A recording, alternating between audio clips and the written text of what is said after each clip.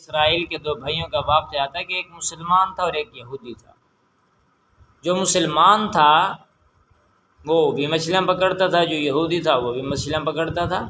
مسلمان کے جال میں ایک مچھلی آتی، اسی پر اکتفا کرتا، اسی میں برکت سمجھتا، اسی کو استعمال کرتا اور اللہ کا شکر ادا کرتا۔ اور یہودی کے جال میں بہت زیادہ مچھلیاں پھنستی ہیں، وہ تجارت بھی کرتا، کاروبار بھی کرتا، پیسہ بھی آ رہا تھا اس کے پاس۔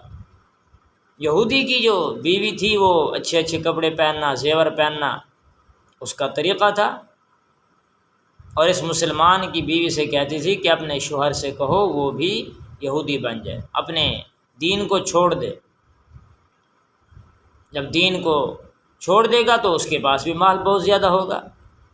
جب اس کا خامند آیا تو اس نے اپنے خامند کو یہ ساری باتیں کہیں کہ میں نے بھی ایسے زیور پہننے ہیں، میں نے بھی ایسے کپڑے پہننے ہیں، تم یہودیوں کا دین قبول کرو گے تو تمہارے پاس بھی بہت کچھ ہوگا۔ اس نے کہا آپ کو زیور چاہیے نا، وہ میں آپ کو ہر روز 2 درہم دیتا رہوں گا۔ درہم چاندی کا سکہ ہوتا ہے، اسے کہتے ہیں دینار، سونے کا۔ تو 2 درہم دوں گا تو اپنی ضرورتوں کو اسی میں سے پورا کر لینا، اکٹھے کر کے جمع کر کے۔ تو اس نے کہا ٹھیک ہے۔ اب یہ گیا، جا کر کے اپنے مزدوری کے لیے بیٹھا، مزدوری نہ ملی تو یہ جا کر کے اللہ کی بارگاہ میں سجدہ ریز ہوا اور عبادت میں لگ گیا، اللہ سے مانگنے لگ گیا۔ جب شام کو آیا تو بیوی نے پوچھا کہ ہاں جی کہاں گئی وہ تمہارے 2 درہم، مجھے دو۔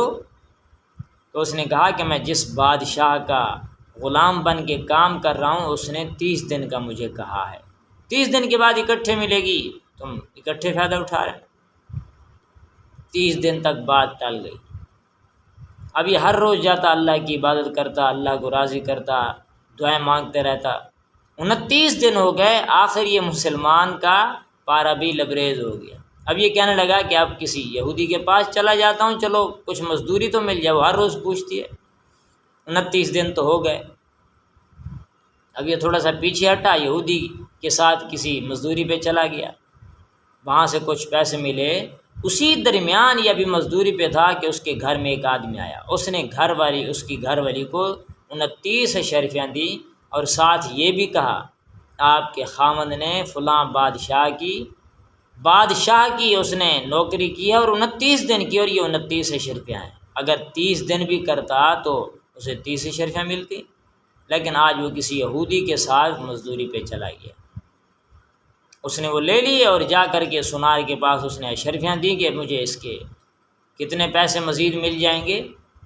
تو اس نے کہا کہ اتنے بڑے قیمتی یہ اشرفیاں ہیں کہ ایک اشرفی آپ کو میں اس کا 1000 درہم دوں گا، اتنی قیمتی ہے۔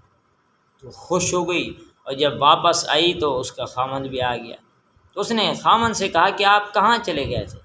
اس بادشاہ کی خدمت چھوڑ کر کے کسی اور کے پاس، تو آپ کو تو 29 اشرفیاں ملی اور یہ ان کی تو قیمت ہی بہت زیادہ ہے۔ شرمندہ ہوا، پشیمان ہوا، افسوس کرنے لگا اور سیدھا اللہ کی بارگاہ میں سجدہ ریز ہوا اور معافی مانگنے لگا، یا اللہ ہم بے صبر لوگ ہیں، ہم جلد بازی کر لیتے ہیں۔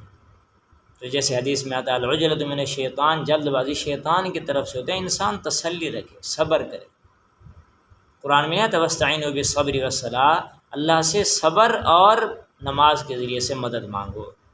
تھوڑی دیر ہو جاتی ہے لیکن انسان بے صبر نہ ہو، اللہ سے توقع رکھے، امید رکھے، انشاءاللہ اللہ پوری فرمائے۔ اللہ سے عمل کی تو